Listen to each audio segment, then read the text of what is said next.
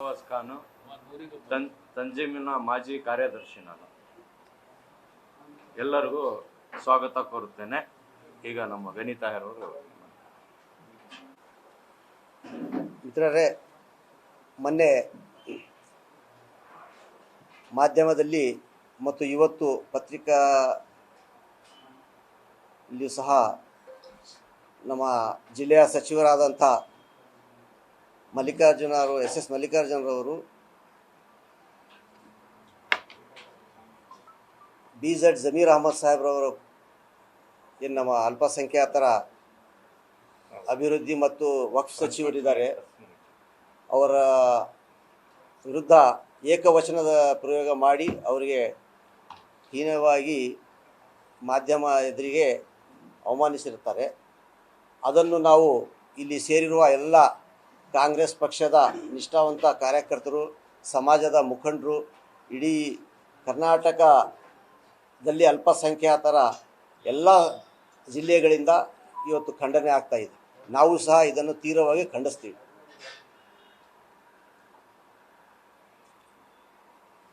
ದಕ್ಷಿಣ ಉಪಚುನಾವಣೆ ಕುರಿತು ಏನವರು ಮಾತಾಡಿದ್ದಾರೆ, ಅದು ನಾವು ಈಗ ಈ ಬೈ ಎಲೆಕ್ಷನಿಗೆ ಮಾತ್ರ ಅಂತ ಉಪಚುನಾವಣೆಗೆ ಮಾತ್ರ ಟಿಕೆಟ್ ಕೇಳ್ತಾ ಇಲ್ಲ. 94ರಿಂದ ಏನವರು ಹೇಳಿದಾರಲ್ಲ, 94ರಿಂದ ಸಹ ಸತತವಾಗಿ ಪ್ರಯತ್ನ ಪಡ್ತಾ ಇದ್ದೀವಿ. ನಾವು ಟಿಕೆಟನ್ನು ಕೇಳ್ತಾ ಇದ್ದೀವಿ. ಯಾಕೆ ಕೇಳ್ತಾ ಇದ್ದೀವಿ ಅಂತೇಳಿದರೆ, ಸಾಮಾಜಿಕ ನ್ಯಾಯದ ಪರಿಕಲ್ಪನೆಯಲ್ಲಿ ಬಾಬಾ ಸಾಹೇಬ್ ಅಂಬೇಡ್ಕರ್ ಅವರು ಏನು ನಮಗೆ ಒಂದು ಶಕ್ತಿ ಕೊಟ್ಟಿದ್ದಾರೆ ಸಂವಿಧಾನದಲ್ಲಿ, ನಮಗೆ ಮತ ಚಲಾವಣೆ ಮಾಡಲು ಮತ್ತು ಸ್ಪರ್ಧೆ ಮಾಡಲು ಎರಡೂ ಅವಕಾಶ ಮಾಡಿಕೊಟ್ಟಿದ್ದಾರೆ. ಆ ದೃಷ್ಟಿಯಿಂದ ಈ ದಾವಣಗೆರೆ ಜಿಲ್ಲೆಯಲ್ಲಿ ಈ ಜಿಲ್ಲೆಯಲ್ಲೂ ಸಹ ಅವಿಭಾಜಕ ಜಿಲ್ಲೆ ಏನಿತ್ತಲ್ಲ, ಆವಾಗಲೂ ಸಹ ಯಾರೂ ನಮ್ಮ ಅಲ್ಪಸಂಖ್ಯಾತರ ಒಂದು ಜನಪ್ರತಿನಿಧಿ ಆಯ್ಕೆ ಆಗಿದ್ದಿಲ್ಲ.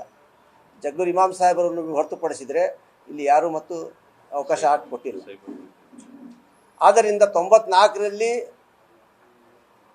ಜಾಫರ್ ಶರೀಫ್ ಸಾಹೇಬ್ರವರ ಮಧ್ಯಪ್ರವೇಶದಿಂದ ನಮ್ಮ ಬಿ ಫಾರಂ ಅವಾಗ ಸಿಗೋದ ನಮ್ಮ ಅಭ್ಯರ್ಥಿ ಅಲ್ಪಸಂಖ್ಯಾತರ ಅಭ್ಯರ್ಥಿ ಆಗುವುದನ್ನು ಕೈ ತಪ್ಪಿ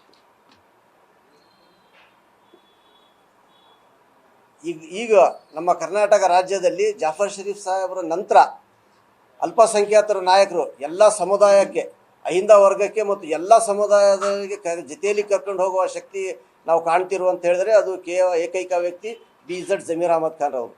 ಇಡೀ ರಾಜ್ಯದಲ್ಲಿ ರಾಜ್ಯ ಉದ್ದಗಲಕ್ಕೆ ಸಂಚರಿಸಿ ಪಕ್ಷ ಅಧಿಕಾರಕ್ಕೆ ತರಲು ಅವರು ಶ್ರಮ ಪಟ್ಟಿದ್ದಾರೆ. ಅವರು ಬರೇ ದಾವಣಗೆರೆ ದಕ್ಷಿಣ ಕ್ಷೇತ್ರಕ್ಕೆ ಅಷ್ಟೇ ಅಲ್ಲ, ಇಡೀ 224 ಕ್ಷೇತ್ರದಲ್ಲೂ ಸಹ ಅವರ ಪ್ರಭಾವ ಇದೆ. ಅವ್ರ ಪಕ್ಷ ಅವರ ಪ್ರಭಾವವನ್ನು ಬೆಳೆಸ್ಕೊತಾ ಇದೆ. ಅದರಲ್ಲಿ ಏನು ತಪ್ಪಿಲ್ಲ. ಅದು ದಾವಣಗೆರೆಯಲ್ಲಿ ವಿಶೇಷವಾಗಿ ನಾವು 90,000 ಮತದಾರರಿದ್ದೀವಿ. ಅಹಿಂದ ವರ್ಗದವರು ಅತಿ ಹೆಚ್ಚಿನ ಸಂಖ್ಯೆಯಲ್ಲಿ ಈ ಕ್ಷೇತ್ರದಲ್ಲಿ ಮತದಾರ ಇದ್ರಿಂದ ಅಹಿಂದ ವರ್ಗದಲ್ಲಿ ನಾವು 80ರಷ್ಟು ಇದ್ದೀವಿ ಅಂತ ಕೇಳ್ತಾ ಇದ್ದೀವಿ. ಇದು ನಮ್ಮ ಹಕ್ಕು. ನಮ್ಮ ಹಕ್ಕು ಕೇಳೋಕ್ಕೆ ನಾವು ಇನ್ನೊಬ್ಬರು ಅಪ್ಪಣೆ ತೊಗೋಬೇಕು ಅಥವಾ ಇನ್ನೊಬ್ರದ್ದು ಇದು ತೊಗೋಬೇಕು ಅನ್ನೋದು ಏನು ಇರಲ್ಲ. ಅವರು ನಾಯಕರು ಅಂತ ಒಪ್ಕೊಂಡಿದ್ದಾರೆ ಸಮಾಜ. BZ ಜಮೀರ್ ಖಾನ್ ಅವರಿಗೆ ನಾಯಕರು ಅಂತ ಒಪ್ಕೊಂಡಿದ್ದಾರೆ ಇಡೀ ರಾಜ್ಯದಲ್ಲಿ.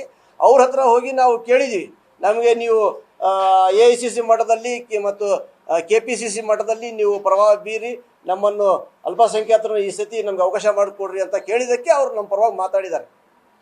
ಯಾರು ಸಹ ನಾವು ಹೋಗಿ ಕೇಳಿದಾಗ ಕೇಳ್ತಾರೆ, ಅದು ನಮ್ಮ ಹಕ್ಕು. ಅವರು ನಿನ್ನೆ ಹೇಳಿದ್ದಾರೆ, ಸ್ಪಷ್ಟ ಕೊಟ್ಟಿದ್ದಾರೆ, ನಾನು ಕೇಳಿದ್ದೀನಿ, ಇನ್ನೂ ಒತ್ತಾಯಪೂರ್ವವಾಗಿ ಕೇಳ್ತೀನಿ. ಯಾಕಂತ ಹೇಳಿದ್ರೆ ನಾನು ಅವ್ರ ನಾಯಕ ಅಂತ ಅವ್ರು ಹೇಳಿದ್ದಾರೆ. ಅದು ಆ ಧಾಟಿ ಏನಿತ್ತು, ಇವರು ಮಾತಾಡುವ ರೀತಿ ಏನಿತ್ತು, ಇದು ಮಾತಾಡುವ ಇವ್ರದ್ದು ಧಾಟಿ ಏನಿದೆಲ್ಲ ಇದು ಬದಲಾಯಿಸ್ಕೋಬೇಕು. ಇವರು ಅಧಿಕಾರದಲ್ಲಿ ಇರೋರು ಎಲ್ಲರಿಗೂ ಜೊತೆಯಲ್ಲಿ ಕರ್ಕೊಂಡು ಹೋಗಬೇಕು, ನಾವು ಎಲ್ಲರಿಗೆ ಕಾರ್ಯಕರ್ತ ಚರ್ಚೆ ಮಾಡ್ತೀವಿ ಅಂತ ಹೇಳೋರು ಈ ರೀತಿ ಮಾತಾಡೋಲ್ಲ. ಆಮೇಲೆ ಜಬ್ಬಾರ್ ಸಾಹೇಬ್ರನ್ನು ಕುರಿತು ಹೇಳಿದ್ದಾರೆ, 94ರಿಂದಲೂ ಇದೇ ರೀತಿ ಮಾಡಿದ್ದಾನೆ ಅಂತ. ಆ 94ರಿಂದ ಏನು ಮಾಡಿದಾರೆ ಅಂತ ಹೇಳಬೇಕು. ಈ ಜಿಲ್ಲೆ ಅಸ್ತಿತ್ವ ಆಗಿರೋದೇ 97, 15 ಆಗಸ್ಟ್ 97ರಲ್ಲಿ ದಾವಣಗೆರೆ ಜಿಲ್ಲೆ ಅಸ್ತಿತ್ವ ಆಗಿರೋದು. ಅಲ್ಲಿಂದ ಅವರು MLC ಆಗೋ ತನಕನೂ ಅವರೇ DCC ಪ್ರೆಸಿಡೆಂಟ್ ಆಗಿದ್ರು. ಸತತವಾಗಿ 3 ಅವಧಿಗೆ ಅವರ ಜಿಲ್ಲಾಧ್ಯಕ್ಷರಾಗಿದ್ದರು. ಇವರು ಅವಾಗ ಸಚಿವರಿದ್ದರು, ಇವ್ರ ತಂದೆ ಸಚಿವರಿದ್ದರು, ದಿವಂಗತ ನಮ್ಮ ನಾಯಕರಾದಂಥ ಶಾಮನೂರು ಶಿವಶಂಕರಪ್ಪ ಅವರಿದ್ದರು.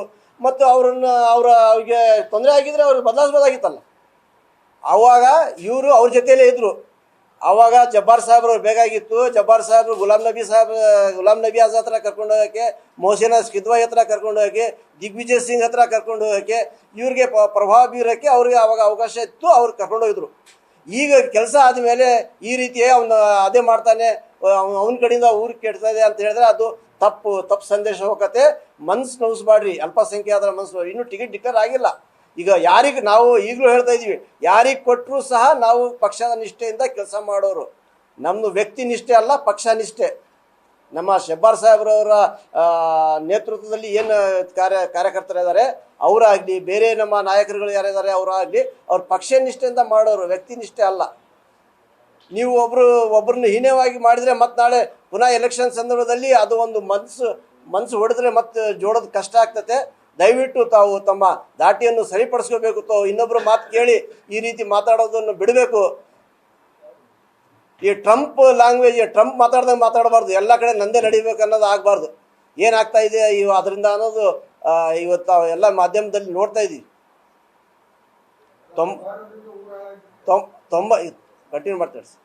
94ರಲ್ಲಿ ಉಬೇದುಲ್ಲಾ ಸಾಬ್ ಅಂತ ಚಿತ್ರದುರ್ಗದವರು DCC ಅಧ್ಯಕ್ಷರು ಇದ್ದಿದ್ದು. ಇವರು 97ರಲ್ಲಿ DCC ಪ್ರೆಸಿಡೆಂಟ್ ಆಗಿ 8 ಮೇ 2014 ತನಕನೂ ಇವ್ರು MLC ಆಗೋ ತನಕನೂ ಇವರೇ ಜಿಲ್ಲಾ ಅಧ್ಯಕ್ಷರು ಇದ್ದು ಸತತವಾಗಿ 3 ಅವಧಿಗೆ.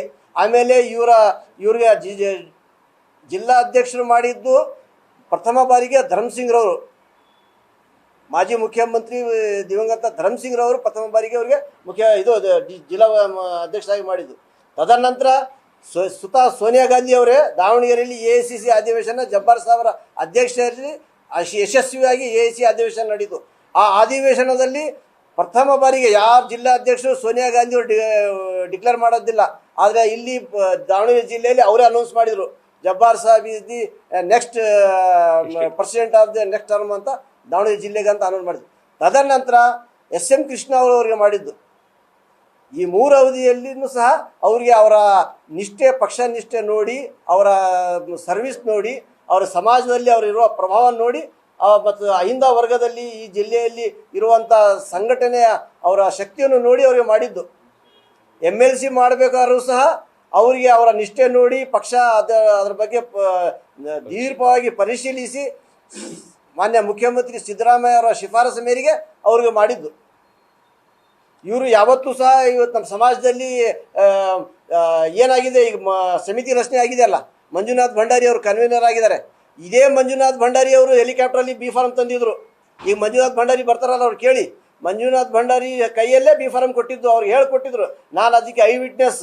ನಾನು ಆವಾಗ ಸೈಫುಲ್ಲಾ ಸಾಹೇಬ್ ಜೊತೆಯಲ್ಲಿದ್ದೆ. ಆ ಸೈಫುಲ್ಲಾ ಸಾಹೇಬ್ರು B ಫಾರ್ಮ್ ಬಂದಾಗ DCC ಪ್ರೆಸಿಡೆಂಟ್ ಮತ್ತು ಕ್ಯಾಂಡಿಡೇಟಿಗೆ ಕೈಯಾಗಿ ಕೊಡಬೇಕಂತ ಅಂದಿದ್ರು. ಆವಾಗ ದಬ್ಬಾಳಿಕೆಯಿಂದ ಏನೋ ಒಂದು ಇದು ನಡೀತು, ಅನಾಹುತ ನಡೆದು ಬಿಡ್ತು. ಆವಾಗ ಚಿತ್ ಮಾಡಿ ಅಲ್ಲಿ ನಮ್ಮ ಕ್ಯಾಂಡಿಡೇಟ್ ಇಲ್ದಂಗೆ ಆಯ್ತು. ಅದರ ಪರಿಣಾಮ ಏನಾಯ್ತು, 2008ರಲ್ಲಿ ಇಡೀ ಜಿಲ್ಲೆಯಲ್ಲಿ ದಕ್ಷಿಣದಲ್ಲಿ ಮಾತ್ರ ಕಾಂಗ್ರೆಸ್ ಗೆಲ್ತು. ಉಳಿದ 6 ಕ್ಷೇತ್ರದಲ್ಲಿ ಸೋಲು ಅನುಭವಿಸಿತು. ಈ ರೀತಿ ಆಗಬಾರ್ದು, ಮುಂದೆನೂ ಸಹ ಈ ರೀತಿ ಆಗಬಾರ್ದು ಅಂತ ಹೇಳಿದ್ರೆ ಮನಸ್ಸುಗಳಿಗೆ ಹೊಡೆಯೋ ಕೆಲಸ ಮಾಡಬೇಡ್ರಿ. ಜಬ್ಬಾರ್ ಸಾಹೇಬರು ಆಗಲಿ ಮತ್ತು BZ ಜಮೀರ್ ಖಾನ್ ಅವರಾಗಲಿ ಸಮಾಜದ ಪರವಾಗಿ, ಪಕ್ಷದ ಪರವಾಗಿ ಅವ್ರು ಕೆಲಸ ಮಾಡ್ತಾ ಇದ್ದಾರೆ. ಜಮೀರ್ ಅಹಮದ್ ಖಾನ್ ಅವರು ಇಡೀ ನಮ್ಮ ರಾಜ್ಯದಲ್ಲಿ ಇವತ್ತು ಏನು ಕಷ್ಟ ಬಂದರೆ ಪಕ್ಷಕ್ಕೆ ಅವರು ಪ್ರಥಮವಾಗಿ ಕಾಲ್ ಬರೋದು ಜಮೀರ್ ಅಹಮದ್ ಸಾಹೇಬರಿಗೆ. ಸಂಘಟನೆ ಮಾಡೋಕ್ಕೆ ಮತ್ತು ಸಮಾಜದಲ್ಲಿ ಜೋಡ್ಸೋಕ್ಕೆ, ಕಾಂಗ್ರೆಸ್ ಪಕ್ಷಕ್ಕೆ ಬಲ ತುಂಬಕ್ಕೆ ಅವ್ರಿಗೆ ಪಕ್ಷ AICCಯಿಂದ ಕರೆ ಬಂದು ಅವ್ರು ಬರ್ತಾರೆ.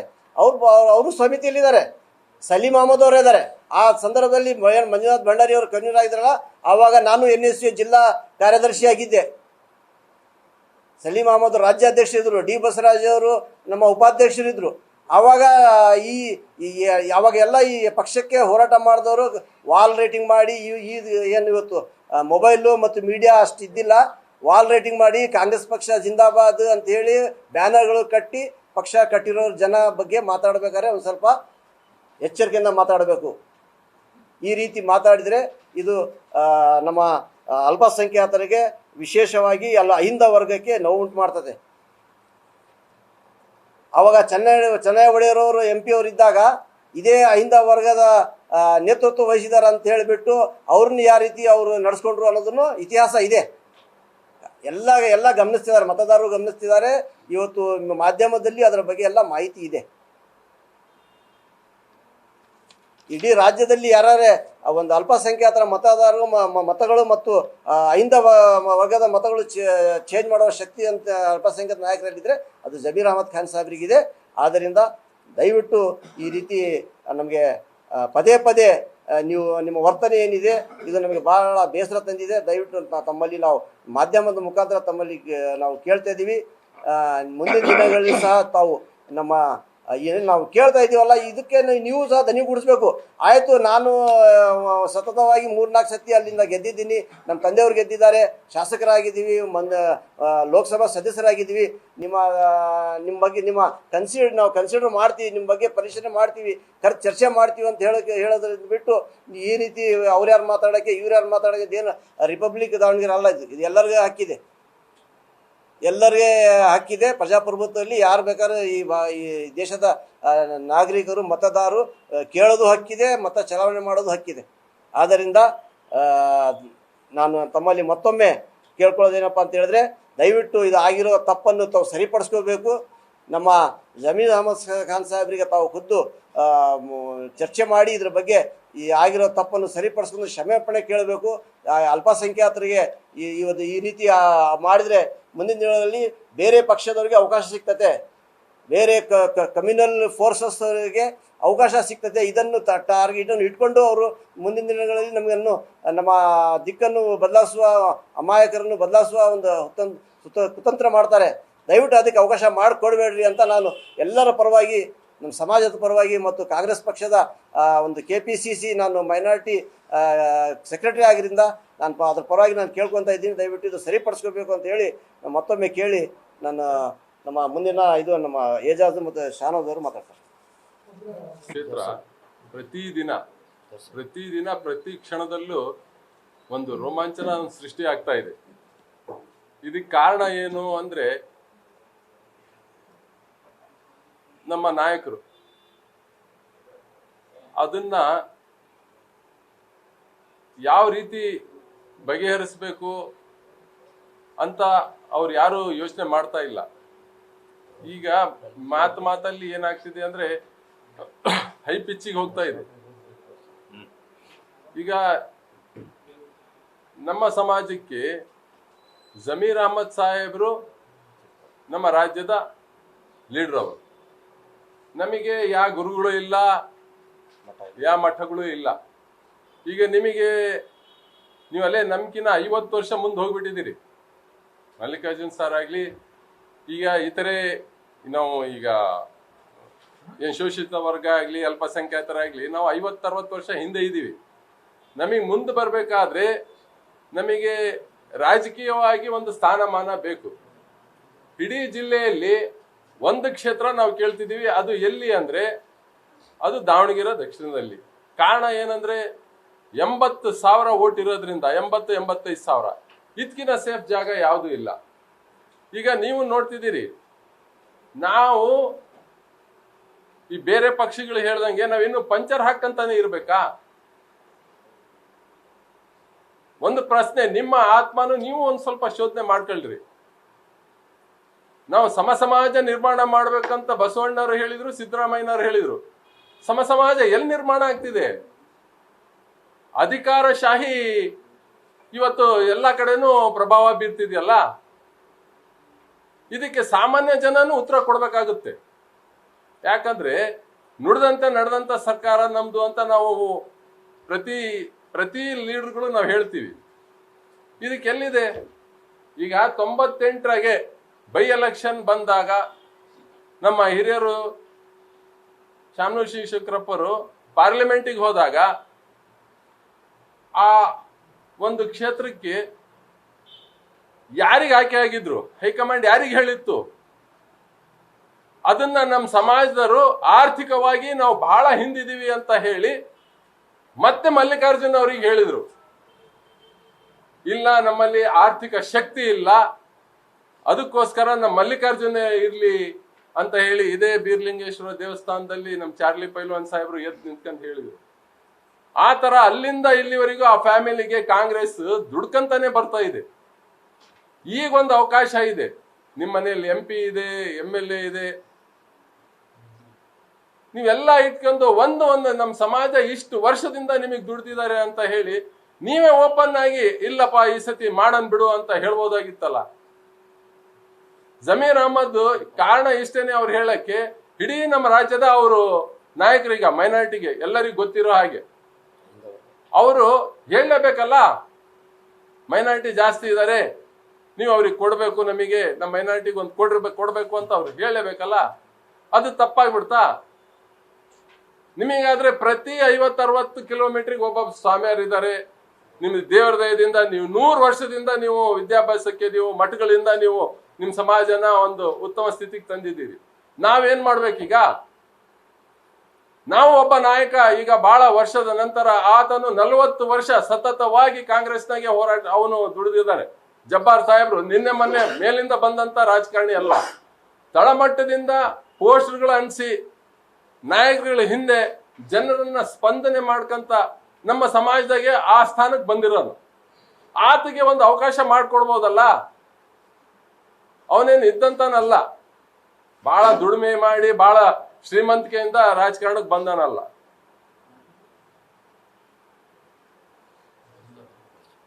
ಇಷ್ಟನ್ನ ಹೇಳ್ತಾ, ಜಮೀರ್ ಅಹಮದ್ ಸಾಬ್ರ ಆಗ್ಲಿ, ಯಾರಿಗೆ ಆಗ್ಲಿ, ನಮ್ಮ ಸಮಾಜಕ್ಕೆ ಆಗ್ಲಿ ಕಾರ್ಯಕರ್ತರು ಬೇಕು ಅಂತ ಹೇಳ್ತಿದ್ದಾರೆ ಮಲ್ಲಿಕಾರ್ಜುನ್ ಸರ್ ಅವರು.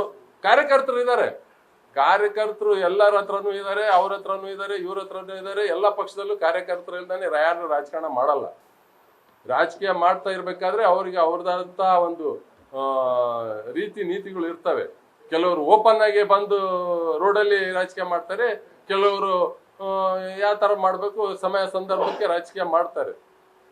ಇಷ್ಟನ್ನ ಹೇಳ್ತಾ ನಾನು ನನ್ನ ಮಾತನ್ನು ಮುಗಿಸ್ತೀನಿ.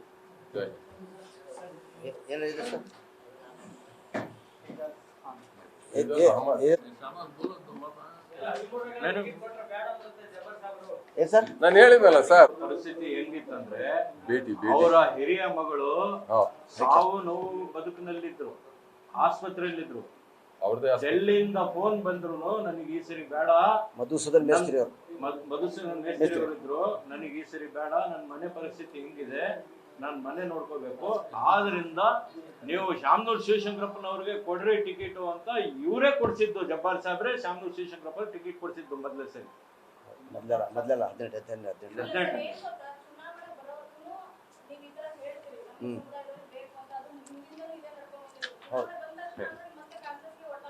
ನೋಡಿ ಮೇಡಮ್, ಕೇಳೋದು ಎಲ್ಲರಿಗೂ ಧರ್ಮ. ಪ್ರಯತ್ನ ಮಾಡಬೇಕು. ನಾವು ಪಕ್ಷ ನಿಷ್ಠೆದವರು. ಪಕ್ಷ ಯಾರಿಗೆ ಹೈಕಮಾಂಡ್ ಟಿಕೆಟ್ ಕೊಡುತ್ತೆ ಅವ್ರಿಗೆ ದುಡಿಯೋದು ನಮ್ಮ ಕರ್ತವ್ಯ. ನಾವು ಕೇಳೋದೇ ತಪ್ಪ. ಇನ್ನು ನಾವು ಕೇಳ್ತಾ ಇರೋದಕ್ಕೆ ಇಷ್ಟೆಲ್ಲ ಕೆಂಡಾಮೆಂಡಲ ಮಾಡ್ತಿದ್ದಾರೆ.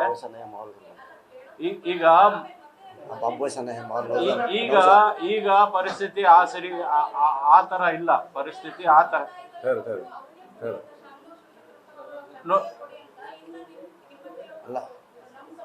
ನೋಡಿ ಮೇಡಮ್, ಪಕ್ಷ ಅಂದ್ಮೇಲೆ ಎಲ್ಲಾ ಗುಂಪುಗಾರಿಕೆ ಇರ್ತೈತಿ. ಅವ್ರ ಹಿಂದೆನೂ ಇದಾರೆ, ನಮ್ಮ ಹಿಂದೆನೂ ಕಾರ್ಯಕರ್ತರು ಇದಾರೆ. ಅವ್ರ ಪರಾನು ಮಾತಾಡ್ತಿದ್ದಾರೆ, ನಮ್ ಪರಾನು ಮಾತಾಡ್ತಿದ್ದಾರೆ. ಅದು ನೀವೇ ನೋಡ್ಕೊಡ್ರಿ ಯಾರ್ಯಾರು ಮಾತಾಡ್ತಿದ್ದಾರೆ ಅಂತ. ನಾವು ಕಾಂಗ್ರೆಸ್ ಸಮಾಜ ಮಾತಾಡಿ ಅದಕ್ಕೆ ತೀರ್ಮಾನ ಅಹಿಂದ ವರ್ಗದ ಜೊತೆಲಿ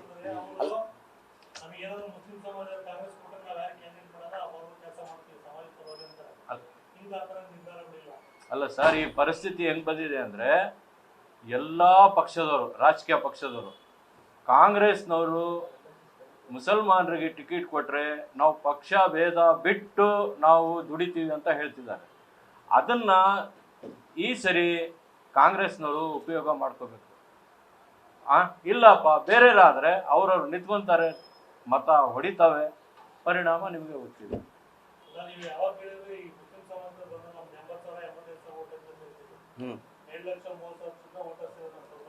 ಅಲ್ಲ, ಬರೀ ನಮ್ದೇ ಅಂತ ಸಾಲ. ನಾವು ಅಹಿಂದ ವರ್ಗದ ಬರೇ ನಮ್ಮ ಓಟಿಂದ ಗೆಲ್ಲಕ್ ಆಗಲ್ಲ. ನಾವು ಕಾಂಗ್ರೆಸ್ ಪಕ್ಷದ ಎಲ್ಲಾ ಕಾರ್ಯಕರ್ತರಲ್ಲಿ ಮನವಿ ಮಾಡ್ತಾರೆ ಏನಂದ್ರೆ, ಎಲ್ಲ ಅಹಿಂದ ವರ್ಗದವರು, ಕಾಂಗ್ರೆಸ್ ಅಭಿಮಾನಿಗಳು, ಏನ್ ನಮ್ಮ ಗ್ಯಾರಂಟಿ ಯೋಜನೆಗಳಿಂದ ಲಾಭ ಪಡೆದವರು ಎಲ್ಲರೂ ಕಾಂಗ್ರೆಸ್ ಪರವಾಗಿ ಮಾಡ್ತಾರೆ. ಈ ಸಲ ಯಾಕಂದರೆ ನಮ್ಮ ರೋಲಿಂಗ್ ಪಾರ್ಟಿ ಇರೋದ್ರಿಂದ ನಮಗೆ ಸಹಾಯ ಆಗ್ತದೆ. ಈ ಸಲ ಕೊಟ್ಟರೆ ಒಂದು ಬುನಿಯಾದಿ ಬೀಳ್ತದೆ. ಒಂದು ಕಡೆ ದಕ್ಷಿಣದಲ್ಲಿ ಒಬ್ರು ಇರ್ತಾರೆ, ಇನ್ನು ಉತ್ತರದಲ್ಲಿ ಒಬ್ರು ಇರ್ತಾರೆ, ಸಾಮಾಜಿಕ ನ್ಯಾಯ ಎಲ್ಲರಿಗೂ ಸಿಗ್ತತೆ ಅಂತ ನಮ್ಮ ಭಾವನೆ. ಮಾಡಿದೀವಲ್ಲ ಸರ್, ಮಾಡಿದೀವಿ. ಇದು ಇಲ್ಲೇ ಮಾಡಿದೀವಿ. ಐದ ವರ್ಗದ ಎಲ್ಲ ನಾಯಕರು ಇದ್ರು, ಜಿಲ್ಲಾ ಮಟ್ಟದ ಅಧ್ಯಕ್ಷರುಗಳು ಇದ್ರು, ಸಿಎಂ ಹೋಗಿ ಭೇಟಿಯಾಗಿದ್ದಾರೆ, ಸಿಎಂ ಮನವಿಗಳು ಸಲ್ಲಿಸಿದ್ದಾರೆ. ಅದು ಆ ಪ್ರೋಸೆಸ್ ನಡೀತಾ ಇದೆ. ನಿನ್ನೆ ಏನು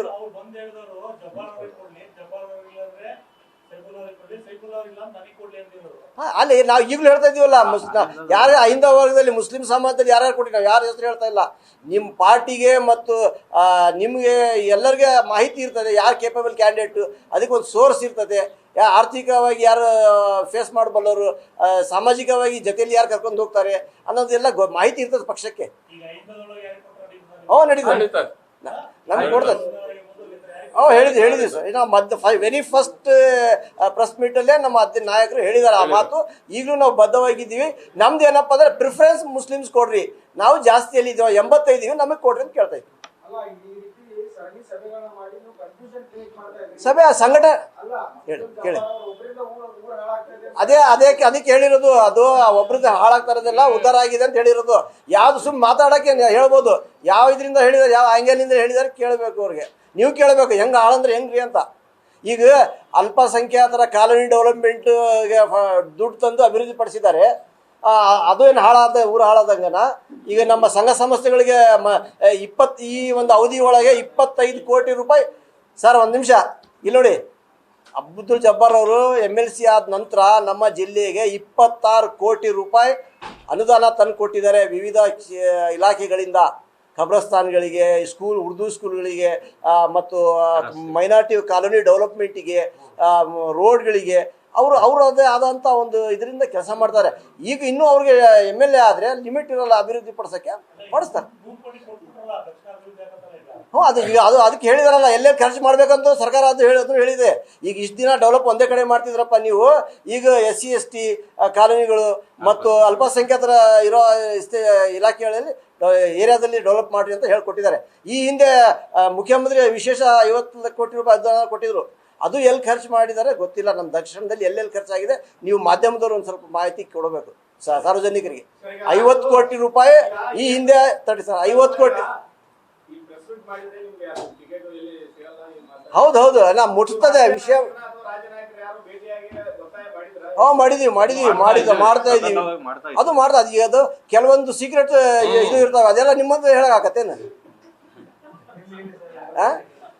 ನಾನು ಈಗ ಕೇಳಕತ್ತಿದ್ದೆ. ಈ ಹಿಂದೆ 50 ಕೋಟಿ ರೂಪಾಯಿ ಎಲ್ಲ ಕ್ಷೇತ್ರಕ್ಕೆ ಮುಖ್ಯಮಂತ್ರಿಗಳು ಅನುದಾನ ಕೊಟ್ಟಿದ್ದಾರೆ. ಆ 50 ಕೋಟಿ ರೂಪಾಯಿ ದಕ್ಷಿಣ ಕ್ಷೇತ್ರದಲ್ಲಿ ಎಲ್ಲಿ ಅಭಿವೃದ್ಧಿ ಆಗಿದೆ, ಎಲ್ಲಿ ಅಲ್ಲಿ ಬೆಳೆಸ್ಕೊಂಡಿದ್ದಾರೆ ಅನ್ನೋದನ್ನು ಸಾರ್ವಜನಿಕರಿಗೆ ಮಾಹಿತಿ ಬೇಕಾಗಿದೆ, ನಮಗೂ ಮಾಹಿತಿ ಬೇಕಾಗಿದೆ. ಯಾಕೆ ನಾವು ನಾಳೆ ನಮ್ಮ ಪಕ್ಷದ ಪರವಾಗಿ ನಾವು ಕೆಲಸ ಮಾಡ್ಬೇಕಾದ್ರೆ ನಾವು ಹೇಳಬೇಕು, ಇಲ್ಲಿ ಖರ್ಚು ಮಾಡಿದ್ವಿ ನೋಡಪ್ಪ ಅಂತ. ಅದು ಜಿಲ್ಲಾಡಳಿತ ತಿಳಿಸ್ಬೇಕಂತ ತಮ್ಮ ಮುಖಾಂತರ ಕೇಳ್ಕೊಂತ. Thank you very much sir.